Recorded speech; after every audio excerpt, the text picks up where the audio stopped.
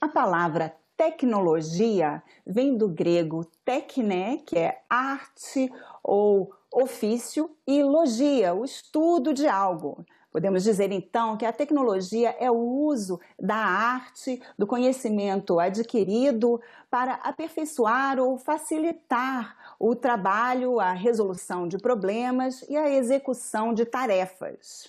A pandemia do coronavírus exigiu que fossem usadas muitas novas tecnologias em diversas áreas, e uma que foi muito impactada foi a educação, com escolas sendo fechadas no mundo todo e tendo que recorrer a novas formas de aprendizado, muitas vezes remotamente, envolvendo as famílias, os estudantes, as escolas e toda a sociedade, de certa forma, né? Nós vamos conversar hoje sobre a tecnologia na educação com Silvia Scuracchio, diretora pedagógica da Escola Bosque, e Arioston Rodrigues, diretor de operações da Big Brain. Sejam bem-vindos, muito obrigada por participarem aqui do programa Cidadania. E eu começo perguntando, então, para a Silvia. Eu vi que na própria missão da Escola Bosque se cita a tecnologia, né? Vou ler aqui um pequeno pedaço que fala, né, de proporcionar diferentes possibilidades de aprendizado baseadas na potencialização dos talentos, na inovação, tecnologia, estimuladas através da integração das várias áreas do conhecimento. Conta pra gente, Silvia, como é essa relação da Escola Bosque com a tecnologia? Bom, a tecnologia ela é absolutamente fundamental, né, para você trazer novas formas de ensino, de aprendizagem. Você faz com que o aluno seja protagonista. E a tecnologia abre diversas formas desse aluno aprender e ter um aprendizado mais significativo, né? Quando você tem uma aula tradicional, ele fica preso no modelo, no formato, que principalmente para essa meninada hoje em dia não funciona mais. Então, quanto mais o aluno tem a participação ativa, mais ele vai aprender. Tem vários estudos que mostram isso, sabe? Então, é fundamental que você abra não só possibilidades, mas espaços diferenciados de aprendizagem. E a tecnologia proporciona toda essa abertura. Como a gente falou aí na origem da palavra tecnologia, né, qualquer forma, né, de inovação, aprimoramento é considerada tecnologia. Mas cada vez mais a gente associa, né, essa palavra à alta tecnologia, né, high-tech, computadores, conhecimento de ponta, né, que é um pouco a área do Arioston na Big Brain. Conta pra gente o que é a Big Brain. Legal, Roberto. Um prazer estar aqui com vocês. A Big Brain é uma empresa que, desde o nascimento, ela vem focada nesse segmento educacional.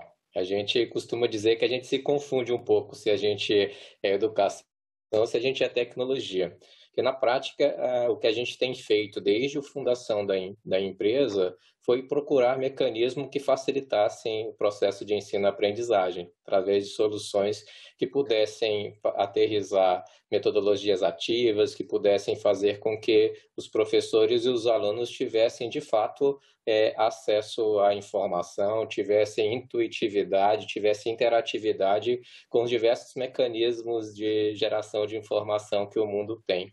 Então, a Big Brain ela vem desde seu início pensando nisso. E a gente, como uma empresa considerada hoje a maior parceira Microsoft das Américas, desde formações a treinamentos, a gente consegue hoje aterrissar nossa tecnologia no Brasil inteiro, trazendo um pouquinho, né, ajudando um pouquinho as escolas, ao exemplo do que a Silvia comentou, a fazer com que esse ambiente esteja mais disponível, né, e consequentemente trazendo as soluções como, eu diria, como coadjuvante, porque o protagonismo está na metodologia, está no processo de ensino, está nas pessoas. Então a gente chega de alguma forma sendo base para essa estruturação pedagógica, né, em momentos principalmente tão difíceis como que a gente está vivendo agora.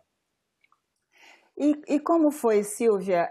Como foi, qual foi o impacto da pandemia na Escola Bosque, quando vocês chegaram a ter que depender assim, unicamente do ensino remoto? Como foi esse processo? Esse processo de transição foi desafiador para todas as escolas, sem dúvida alguma, né? Porque nós tivemos que mudar o ambiente de aprendizagem de uma forma muito repentina.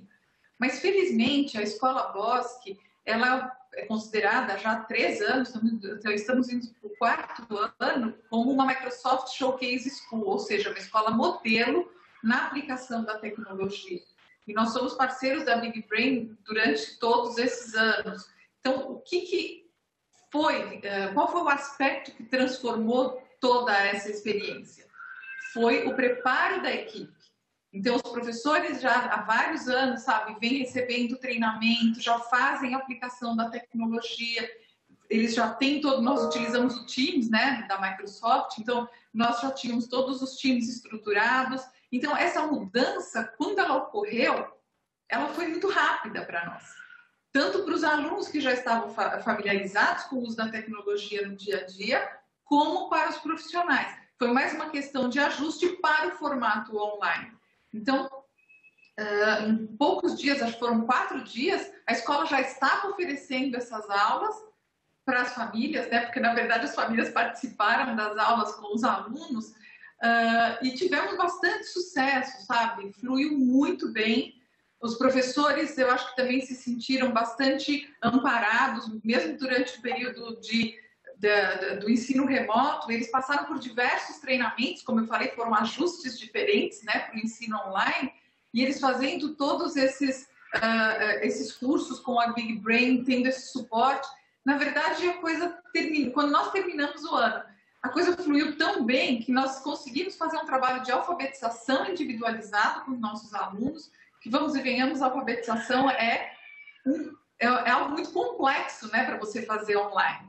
E nós conseguimos que os aluninhos todos fossem alfabetizados, não deixamos ninguém para trás. Eu acho que todos os casos de alunos com necessidades específicas foram atendidos, também pela personalização do ensino, que a tecnologia oferece esse recurso.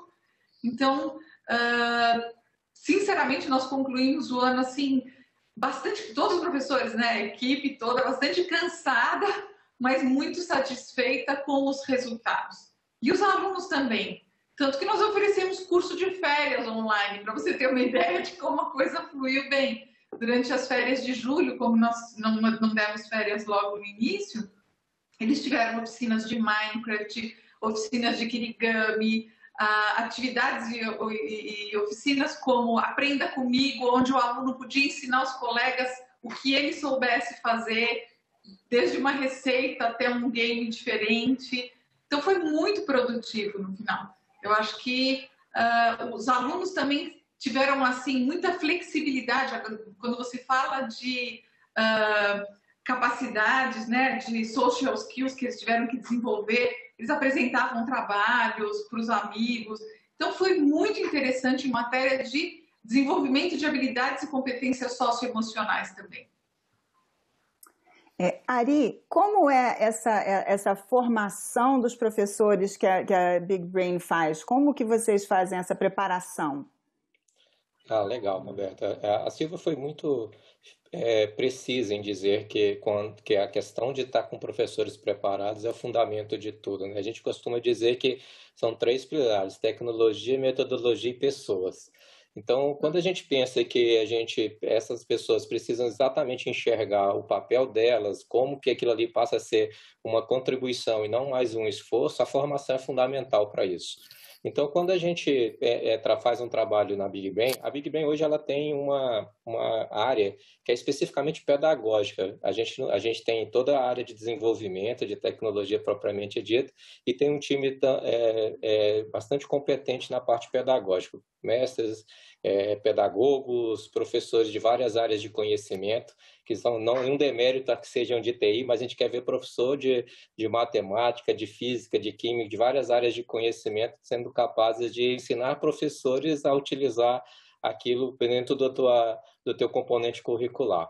E aí a gente trabalha essas formações, Robertas, sejam elas presenciais, sejam elas de forma síncrona, ou seja, online, como a gente está fazendo aqui, e acaba trazendo toda uma abordagem de como a tecnologia, aquela tecnologia que eles estão ali, daquele momento, aprendendo, podem contribuir nas aulas no seu dia a dia.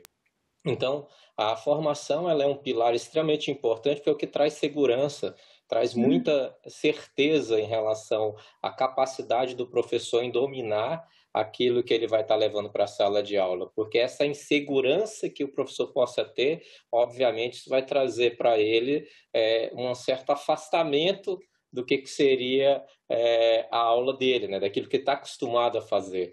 Então, a gente vai com a mão que a gente chama de hands-on mesmo, com a mão na massa, a gente traz os casos, faz os professores praticarem, a gente coloca os professores como o centro das atenções, trazendo com que eles façam toda uma abordagem em cima de um processo de construção com o próprio aluno, protagonizando o aluno. Então, a gente, além de estar preocupado em ensinar o botãozinho A, o botãozinho B, o botãozinho C, isso daí eu acho que as ferramentas hoje em dia estão cada vez mais intuitivas, as pessoas aprendem isso rapidamente. O que elas precisam fazer é aprender o como isso pode ser aplicado numa aula de física, como que o Minecraft pode ser utilizado para um ensino infantil, como que eu consigo, dentro de uma aula de matemática, utilizar as tecnologias, usar um quadro branco, como que eu coloco o aluno para ele demonstrar a experiência dele, como que eu trato isso de forma individualizada e quando que eu trago isso de forma coletiva. Então, a Big Brain, na sua formação, ela vai com esse ensaio, ela vai com uma visão muito mais do como do que no ferramental, porque o ferramental, a gente sabe que essas crianças, os próprios professores, a nossa vida, cada dia que passa, está mais tecnológica, né? Então, a gente já sabe, você sai de uma solução para outra, você mais ou menos sabe ali a utilizar o ambiente, mas o como você aplica é que eu acho que é o fundamento de tudo. Então, a gente, para fechar o raciocínio, a gente sempre está muito preocupado qual é a abordagem pedagógica, da proposta pedagógica daquela escola. Então, a gente vem para somar aquilo, como eu disse, né? Isso só faz sentido a partir do momento que, metodologicamente, a gente aplica a tecnologia com um objetivo que vá ao encontro da proposta pedagógica, da forma de ensinar daquela instituição de ensino, tá? Então, é por isso que a gente entende que a formação ela é fundamental nesse processo de transformação digital. E vale lembrar, a Silvia ela vem na história dela, é bem legal a gente estar vendo isso e fazendo parte, mas a gente teve agora escolas que não tinham nada e passaram por um ciclo de transformação digital, em que o pilar disso foi a formação e conseguiram também chegar aos alunos e professores com educação, conseguiram resolver essa situação que a gente entende que espera que seja momentânea, mas foi superado por meio de tecnologia. Esse processo, né, de a gente estar usando cada vez mais, né, essas tecnologias digitais, né, todo mundo percebe, isso é inegável. Agora, com certeza, as crianças pequenas são as que menos usavam e, nesse momento, né, da pandemia, foram totalmente impulsionadas, né, esse processo se acelerou. A Escola Bosch vai desde a educação infantil, né? Como é que isso aconteceu com essas crianças menores, né? Assim, tão pequenas, né? Você mesma já mencionou aí a alfabetização, né? Que é um momento assim tão delicado, né? Para fazer isso digitalmente, remotamente, à distância, né? Assim, deve ter sido um grande desafio. Não, com certeza. Nós contamos muito com as famílias, sabe? Eu acho que nesse aspecto a própria tecnologia também aproxima muito, né? Você tem uma comunicação mais rápida, mais fácil. Então, nós frisamos muito para os pais que a construção do e-learning, como nós chamamos, ele seria feito em conjunto, porque, afinal de contas, nós estávamos entrando dentro da dinâmica familiar, né? E é algo que não estava reservado ao ambiente só da escola. E com as crianças pequenas, então foram criados times que não existiam, os grupos, né, de tecnologia dos pequenos, eles faziam aula de tecnologia, mas é totalmente diferente. E com a ajuda dos pais, nós percebemos uma evolução incrível, sabe? De março, quando nós começamos até o finalzinho do ano, da desenvoltura e da independência e maturidade dessas crianças pequenas.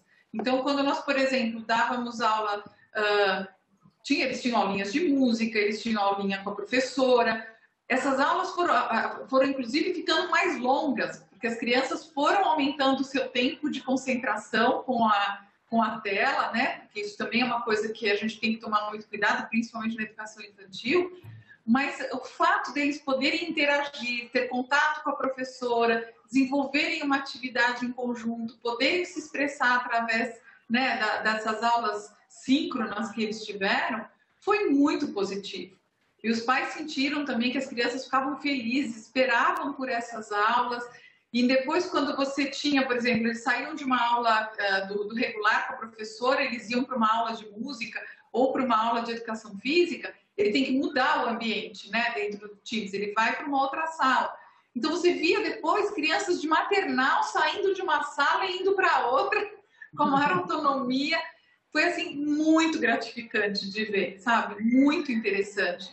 Então, isso também fez com que eles amadurecessem, né? Como eu falei, eles tiveram que ter flexibilidade, tiveram que buscar também toda essa construção de um novo ambiente de aprendizagem que funcionou super bem. Então, mesmo para a educação infantil, evidentemente que a melhor coisa é eles estarem aqui é a troca, é a convivência, é a socialização, mas dentro de um período, né, de pandemia, onde eles não tinham essa opção, o lado holístico da tecnologia, né, que foi aproximar pessoas, fazer esse contato entre eles, tanto que vários dos aluninhos ficavam nos grupinhos de Teams, após as aulas, interagindo entre eles, conversando, jogando, sabe, trocando ideias. Então, para esse aspecto social, a tecnologia também, como eu falei, com esse lado holístico mesmo, mais amplo de socialização, foi excelente. E a Escola Bosch também é membro da ISTE, que seria, né, a Sociedade Internacional de Tecnologia na Educação.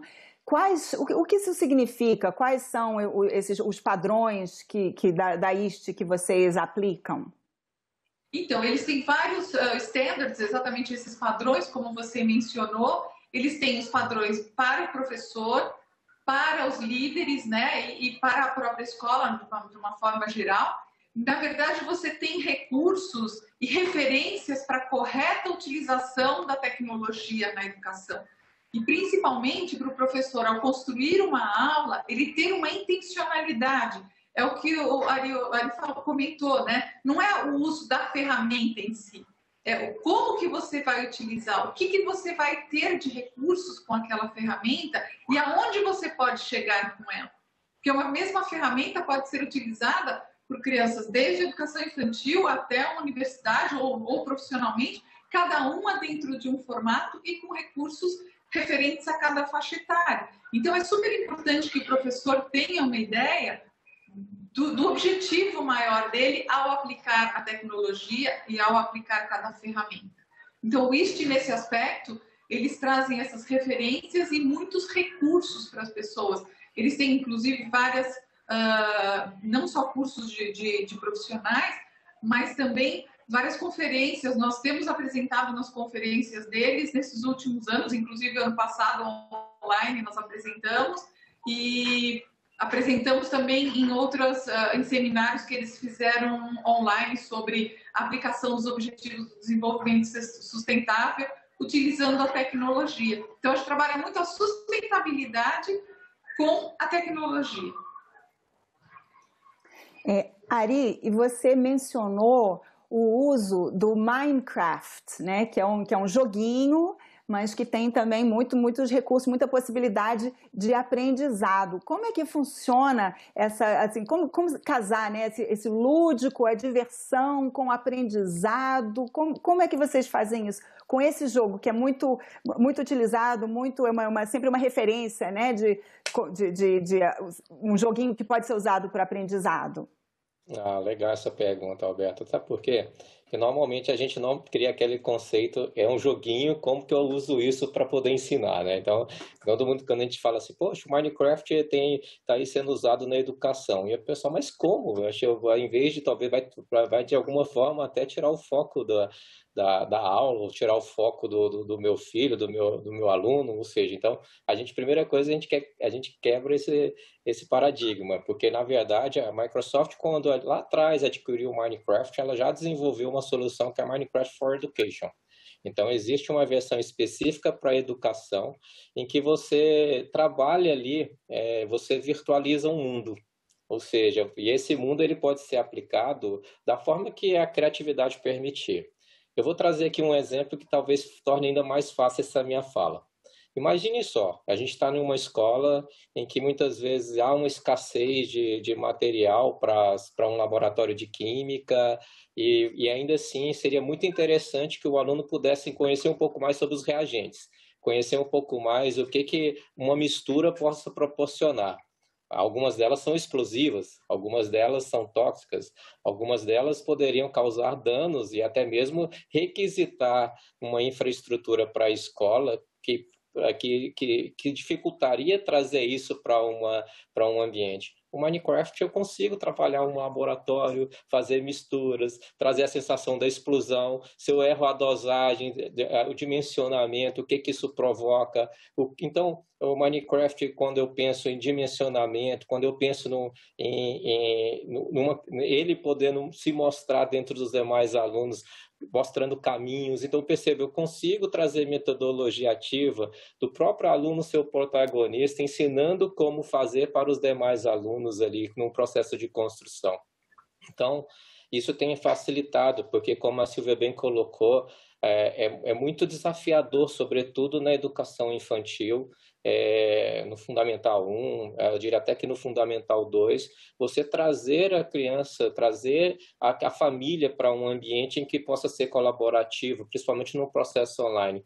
Então, o Minecraft ele vem para somar isso, ele vem para trabalhar. A gente sabe que até mesmo nas questões de inclusão, quando você vê com desvio de atenção, TDAH, dislexia, seja o que for, as principais formas de trazer esses alunos para foco no desenvolvimento do aprendizado é exatamente a recompensa.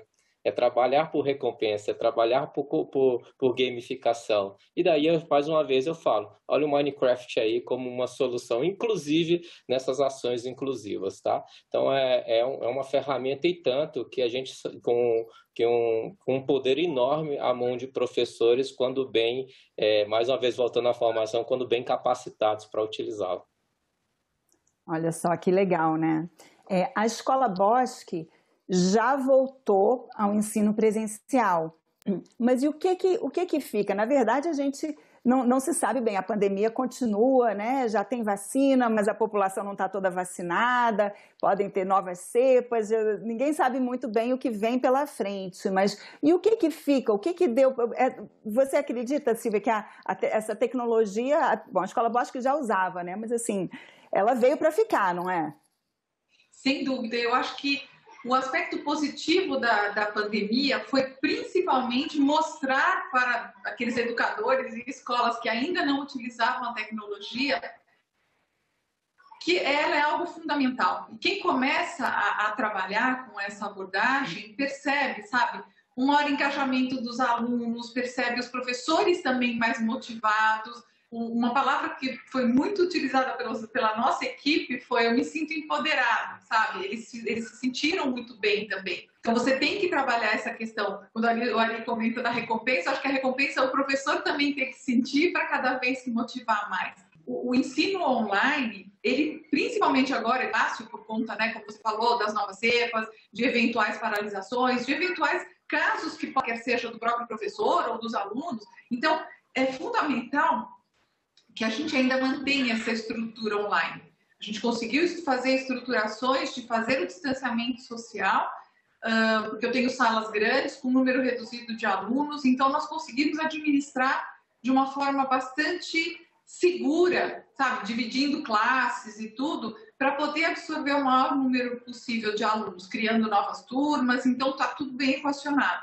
Mas eu tenho aluninhos que eventualmente o pai pode estar ter testado positivo. Eu tenho professores que não se sentiram bem, que até aguardar o resultado, eles tiveram que dar a aula online para os alunos que estão na escola, você entendeu? Então, esse ano não vai ser possível você prescindir do ensino, eu não digo ensino híbrido, mas do ensino online. O ensino híbrido, ele gera algumas confusões, porque quando se trouxe a nomenclatura de ensino híbrido, era o blended learning, que são exatamente as metodologias ativas, a sala de aula invertida, a rotação por estações, e esse híbrido acabou se confundindo com essa abordagem do professor dar a aula presencialmente e também para os alunos online. Eu acho que esse tipo de abordagem ele pode até funcionar de uma certa forma para alunos de ensino médio, de universidade, mas para as crianças menores, você vai exigir que o professor dê uma aula absolutamente tradicional, ou seja, vai ser um retrocesso, né? E aí ele não pode nem sair daquela frente, ele não pode sair da frente da câmera, porque ele está sendo filmado. Como que ele consegue administrar as duas coisas? Então, da nossa parte, nós criamos ambientes diferenciados, onde os professores, nas janelas de educação física, de música, de outras atividades, eles dão aula para os alunos que estão em casa, online, para aqueles alunos. Então, quando ele está com a turminha aqui, ele está 100% com eles. Quando ele está com a turminha online, ele está com a turminha online. Porque é exigir demais do professor ter que administrar isso de forma concomitante. Porque você tem que ter um rendimento desses alunos. Não é simplesmente você entregar a informação. Tem que ter o feedback, né? Saber se ele entendeu, se ele está com dúvida. Então, eu acho que esse ano, particularmente, Roberto, é um ano mais desafiador do que o ano passado. Porque o ano passado ele era online e ponto. Entendi. Silvia, muito obrigada pela sua participação aqui no Cidadania. Ari, obrigada também. E boa sorte aí a todos nós, né, nessa continuação desse desafio da pandemia. E eu agradeço também a quem nos assiste. E essa entrevista já está disponível no site da TV Senado e também no canal da TV Senado no YouTube. Se você tiver alguma sugestão ou comentário, entre em contato através da Ouvidoria do Senado. Mais uma vez, obrigada pela atenção e até o próximo Cidadania.